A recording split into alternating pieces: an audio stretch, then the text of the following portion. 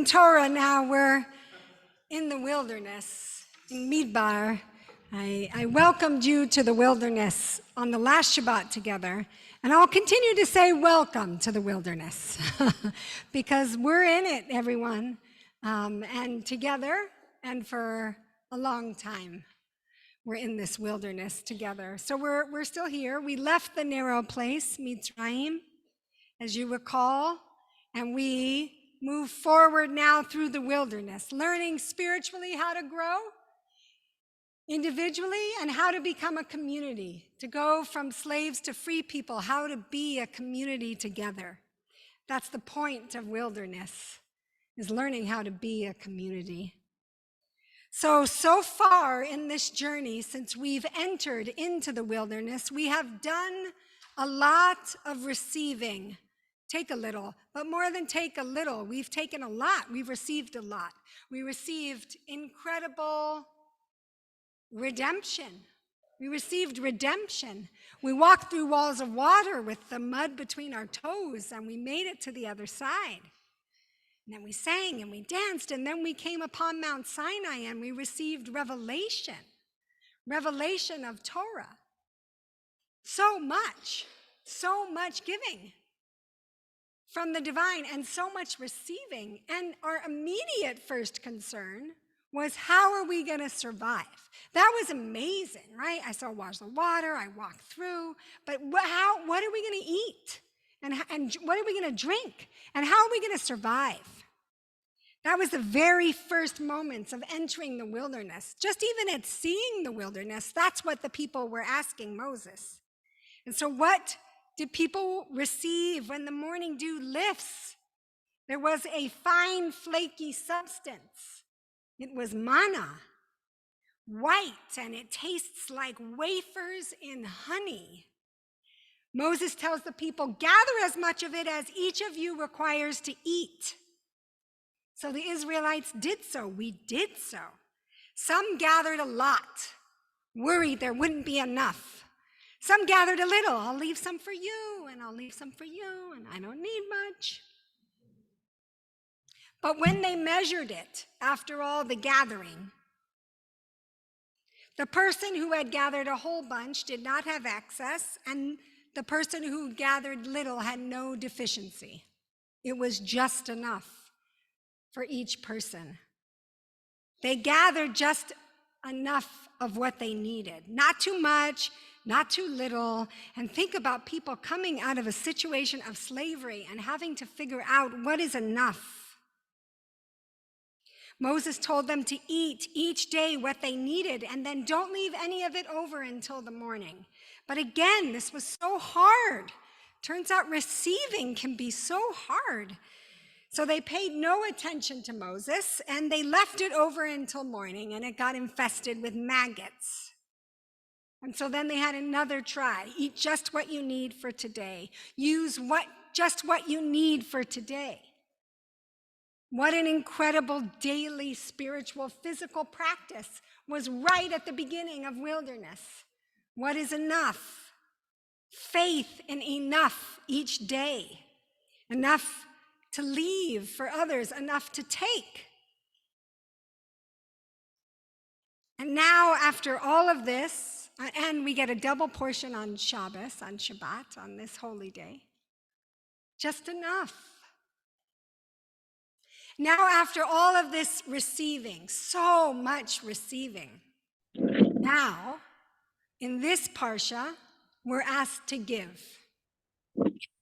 You've received, you received, you received. You're struggling with receiving. It's a spiritual practice every day.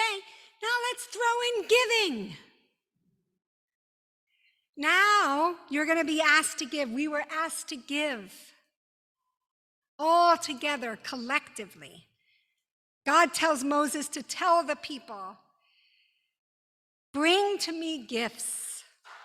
Accept gifts for me from every person whose heart moves them to give. V'ikuli truma. Give a gift of the heart. Asher yibenu libo. From what your heart moves you to give a donation. And why are they giving? It's because now we have a communal group building project. We've received, we've gone through so much. Now the next step in becoming a community, let's build something together. And how are we going to build it? Each person is going to give what their heart moves them to give, which is gorgeous and vague. Intentionally, I think. Here's the list of all the things that we need. Here are all the things that we need as a community to build the Mishkan, the movable place for God's dwelling amongst the people. And now you're going to go discern, look around, think about what your heart moves you to give. This is a special Torah for Nefesh. The idea of building a Mishkan together is what we're all doing, everybody. We've been in our movable dwelling place for God's presence. Literally, we move from place to place and we create together. And we have done this by each of us donating with our funds and with our hearts and with our energy what we need for the community to build the Mishkan together. I want to look a little closer at those words. Give to me gifts. Take from me gifts. Because when we open it up and step inside, it gets always more interesting.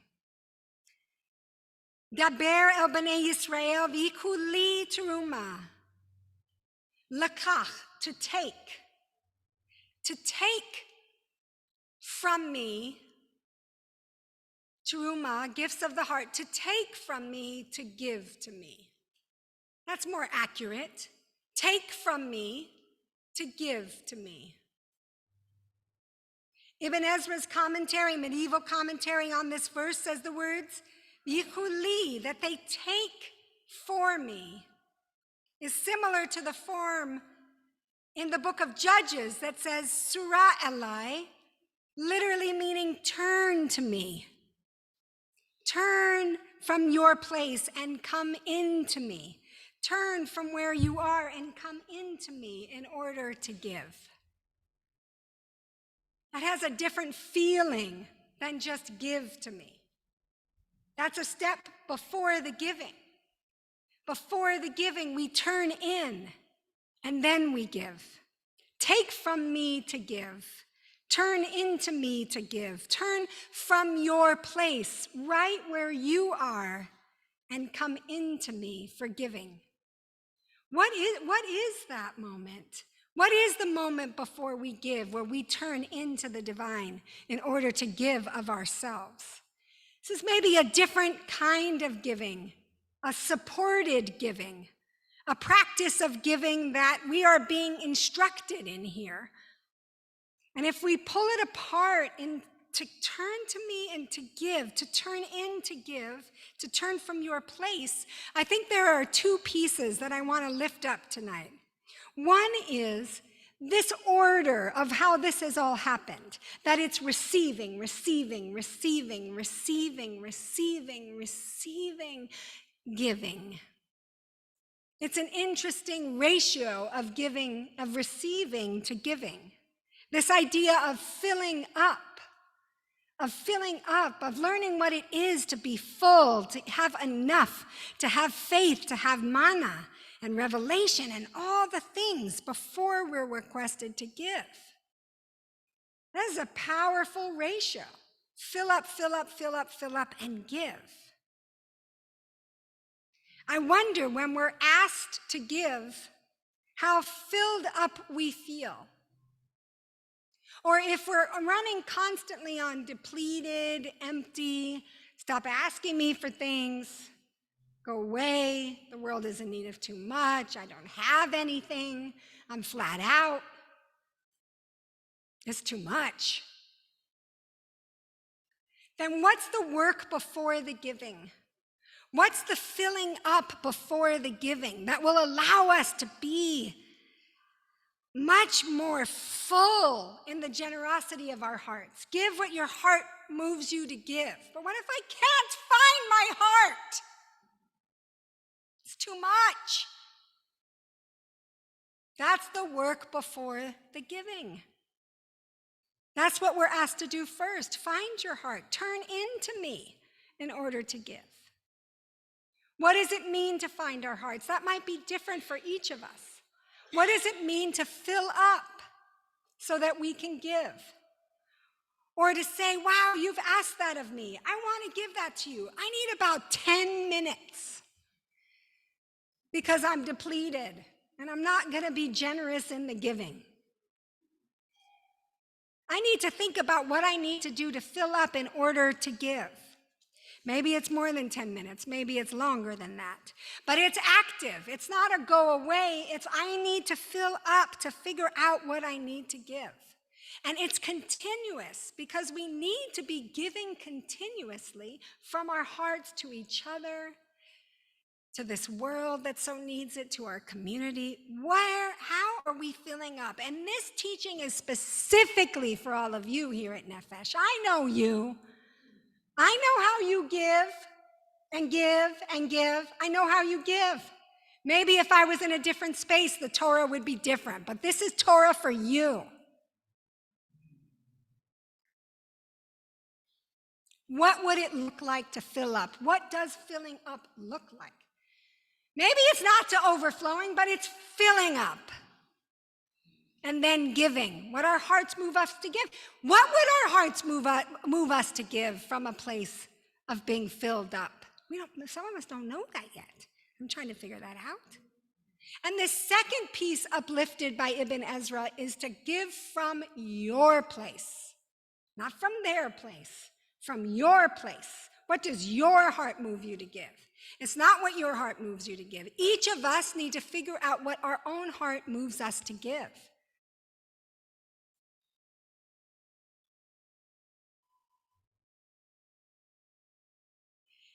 This week I went to Men's Central Jail downtown to visit a Nefesh kin who's being held there.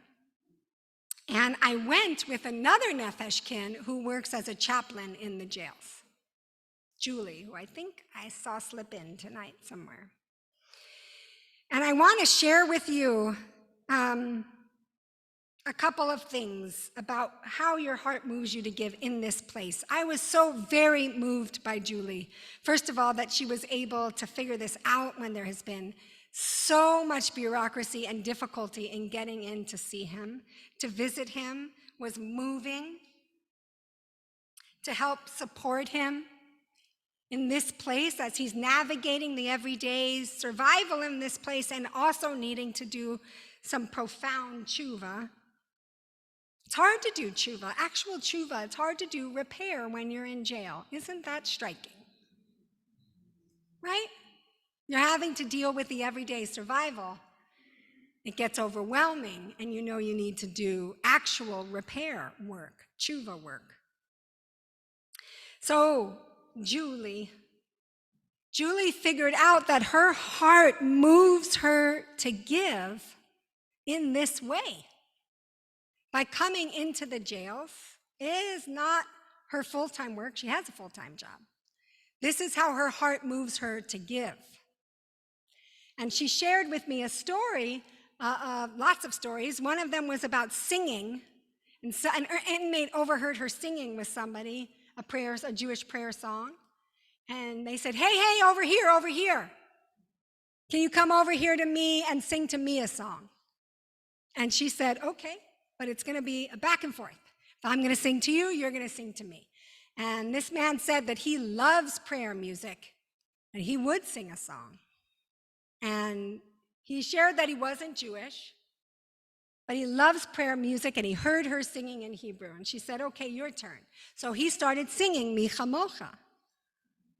And it was so moving. And she said, this is it. This is it, she said. And the most beautiful thing, we were like walking through the doors of the jail at this point, at the end of her story, and she was glowing. And she said, this is it. This is the Shekhinah. This is the presence of the divine, right?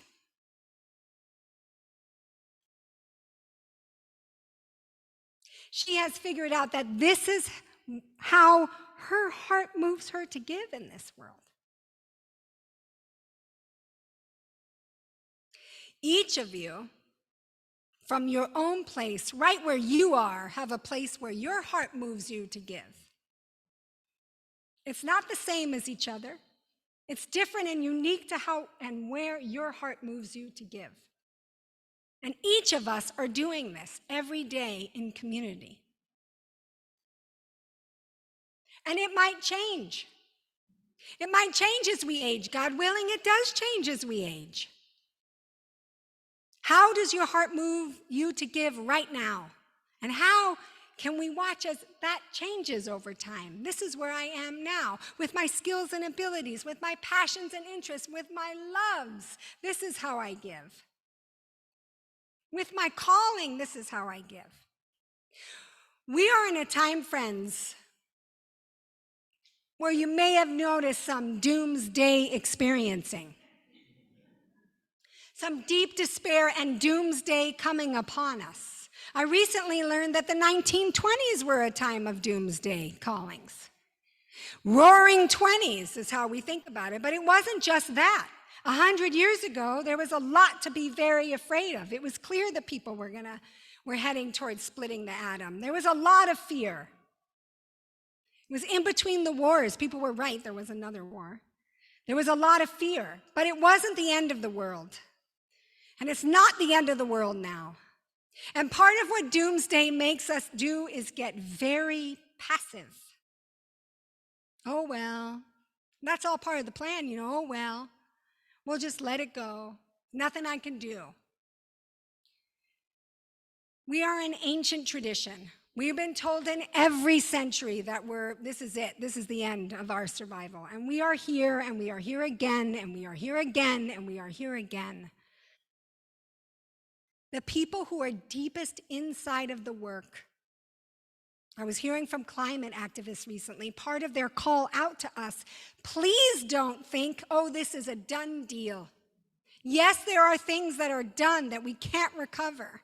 The grief of that is overwhelming, but there's so much we can save. There's so much we can do. How does your heart move you to give? Each of us is moved to give from our place. From our place we turn. From our place we enter in and we figure out how to give, and then we do it, and we do it again, and we do it again, and we do it again. May you turn in to give. May you turn from the place where you are and give from your heart to all that is around you. May we all give what our hearts move us to give. Shabbat Shalom.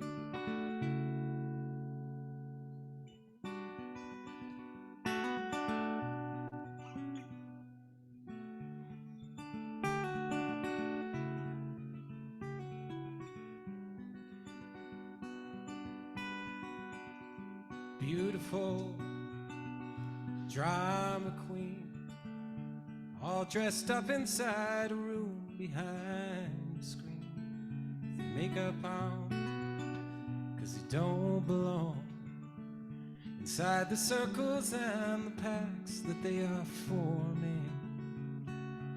Ooh, your story waits for you.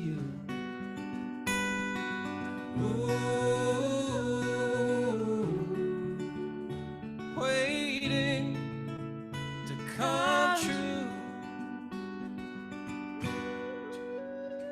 Romeo loves the chase. It's been hurt before, but no one sees the bruises. Mama's boy with a heart of stone. The writing's on the wall if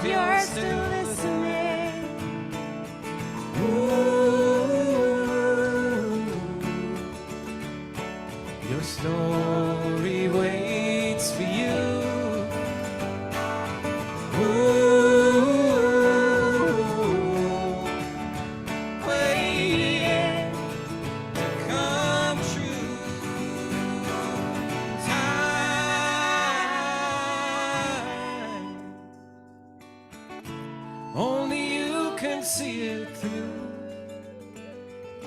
Time, no one else can speak your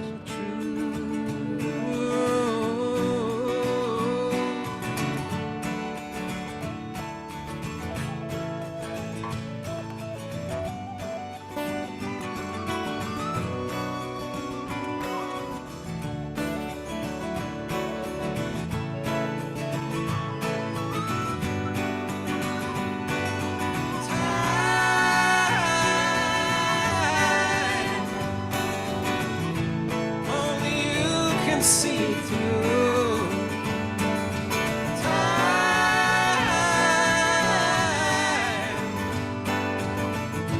no one else can speak your truth. Ooh, your story waits for you.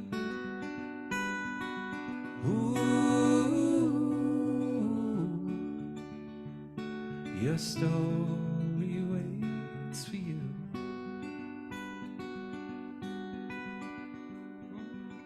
Give a little, take a little. That's what love is all about. Give a little, take a little.